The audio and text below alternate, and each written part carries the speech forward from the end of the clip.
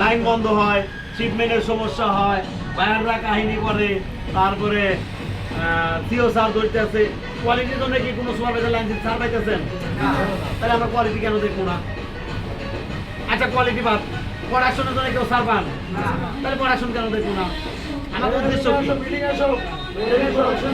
Quality এবং production দুটোই করতে হবে, অন্য কোনো উদ্দেশ্য আছে? কোয়ালিটি প্রোডাকশন ঠিকভাবে দিব, আমরা ঠিকভাবে দিয়ে সুন্দরভাবে চাকরি করে 2-4 টাকা পাবো, ওই টাকা নিয়ে আমরা ফ্যামিলি চালাবো, এটাই তো? নাকি শখের বসে থেকে পাইছেন? শখের বসে থেকে আন নাই, আমি বল পেটের খিদাই আইছি। আর পেটের খিদায় আসতে গিয়া কাজ যেটা কোম্পানি ম্যানেজমেন্ট বায়ার যেটা চাপ এটা করতে হবো, নাহলে কি করবো? আমি কর্মর সাথে 2 নাম্বারই করতে পারবো। 2 নাম্বারই করে কয়দিন টাকা যাবো? চাপা পাম মাইরে আমি খালি কোথায় স্যার আমি সব করি।